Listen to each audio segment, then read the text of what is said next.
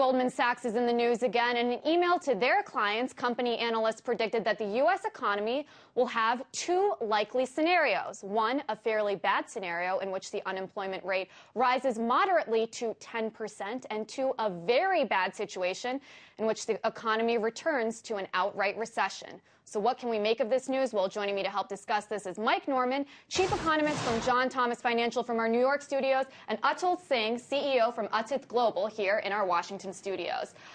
Thank you guys both so much for joining me. So I want to start with you. You know, we've heard so much from financial experts saying, you know, that things are going to get worse, that we're perhaps going to go into a double-dip recession, as they say. Yet when Goldman Sachs says it, it seems to be all over the news, all over the headlines. Why are people placing so much significance on their words? Well, first of all, let me make a clarification very quickly. I am the editor and founder of Fair Observer, and it would be great if that's updated in the records. But before but after that, let's carry on to your question. Well, the fact of the matter is that Goldman is the leading investment bank in the world. And whether we like them or we hate them, they turn profits, and they are the dominant institution globally when it comes to finance. Therefore, their words carry weight. Maybe their record isn't as great as their words, but their words carry weight simply because they have the power to move markets in an instant. And Mike, what do you think? You know, there's been possible speculation about the timing of this email and the fact that it's made headlines right before the IMF that's scheduled to take place this weekend here in Washington, D.C. What do you think? Could there possibly be motivation to make these international leaders finally deal with this financial crisis?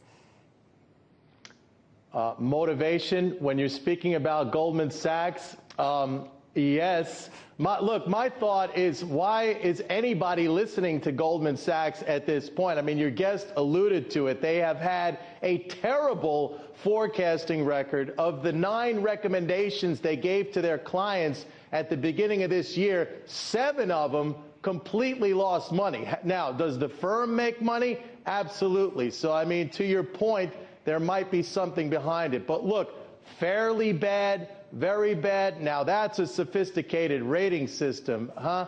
I don't know how any credible economist could make a longer-term forecast without knowing the outcome of the November elections, because everything is going to be dependent upon policy. Right now, everything is politics. After the election, we're going to know how it all fleshes out and what the policies going forward, the economic policies. Will we have tax cuts?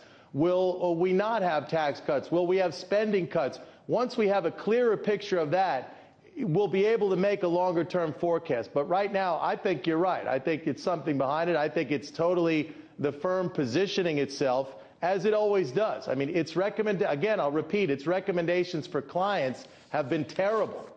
And Atul, do you want a chance to respond to that? And, you know, I also want to go back to that point, the very, you know, specific words they use, fairly bad and very bad, that Mike just pointed out. I mean, how does that actually translate on the ground as well? You know, 99% of Americans would say, hey, 10% unemployment, that's not fairly bad. That's really, really bad. So what is very bad then? How does that translate to the 99% of Americans? Well, let's dig into it straight away. Well, these are certainly positioning, you know, statements. That's for sure.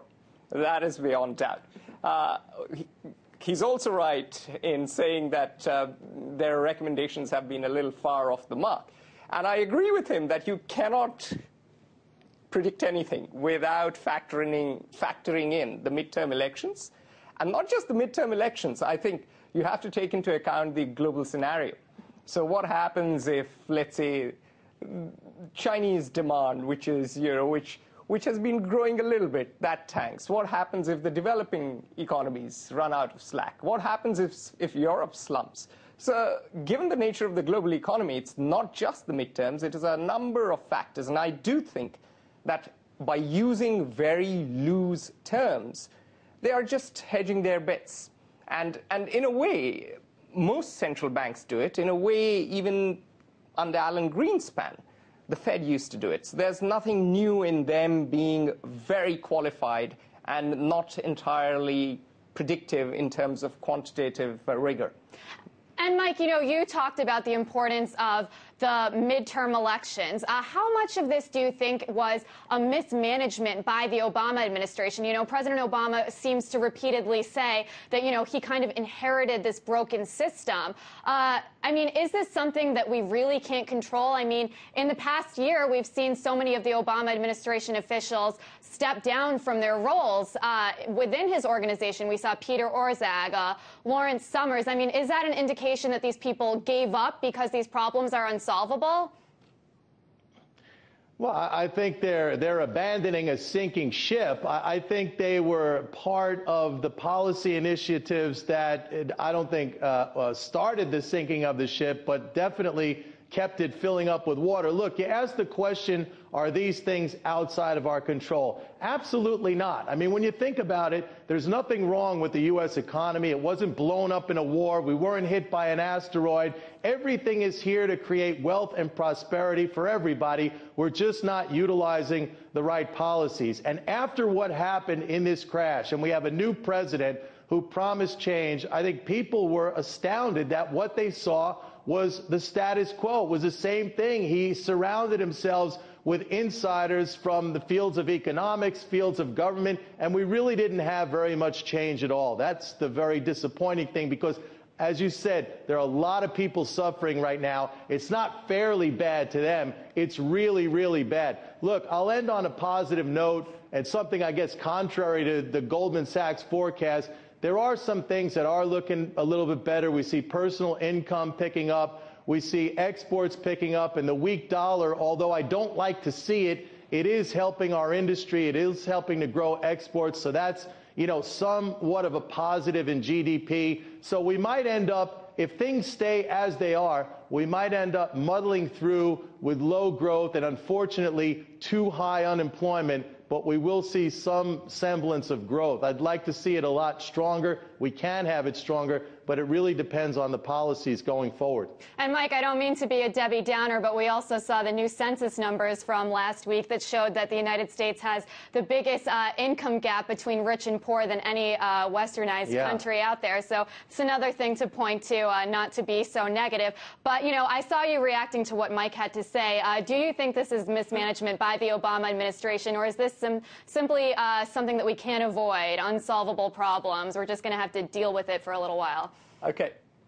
2 quick points to that. I agree with him when he says that there was continuation of the same old failed policies by Obama. And the policy choices by the Bush administration weren't certainly the wisest. Having said that, I disagree with him in that he says, just a simple policy choice will solve all our problems. I said this before, I say this again. The problems of the U.S. economy are long-term and structural. Now, he may say we weren't hit by a war. There wasn't a dramatic change. But at the end of the day, the U.S. has been consuming way too much and living beyond its means for way too long. The productive capacity of the U.S. has shrunk. And it's facing increased competition. And somewhere it has over-leveraged down the road. It has to pay it back. And it has to tighten its belt. It has to be a long process of adjustment. So I really don't think that you can just beat up on the policymakers. This will take time. This is something that, yes, policy choices were incorrect, but at the end of the day, it is also something that policymakers have limited control over. I don't think they can wave a magic wand and everything will go away. Mike, I see you're a little anxious to respond to that. Do you have something to say to him? Well, yeah, look, the economy is suffering from one very simple thing. That's an acute fall off in demand. We can address that through policy. There's no question about it. And the payback is happening in the sense that households are reducing their debt exposure. And the remedy to that is that the balance sheet of government has to increase as an offset, which has happened to a certain extent, but not sufficiently. If we did it more, we'd have more people employed. Our output would increase. That output gap and the income gap, by the way, that you talked about, would also narrow, and we'd be back on the road to prosperity. So, that's really the fix to this. As I said before, if you look around structurally, we have everything here to create wealth and prosperity. We're not utilizing the right policies. And so what we're creating, in effect, is a broadening out of poverty. It's really sad because a lot of people are suffering for no really good reason. Would you like a last word really quickly? Very quickly. Well, he's giving us the classic Keynesian policy. Government has to step in to stimulate demand. And I say, you know, the demand side policy has its limits. Because if you have an over-leveraged economy, you cannot just go in and the government can just fill in the demand. I think fundamentally change has to come from supply side too. And I think there is no answer other than structural change, long-term painful structural change. I don't think government can do much. Okay, well, I think the one thing you guys can both agree on is that things aren't looking too good and that something needs to change. That was Mike Norman, Chief Economist for John Thomas Financial, and Atul Singh, editor and founder of the Fair Observer.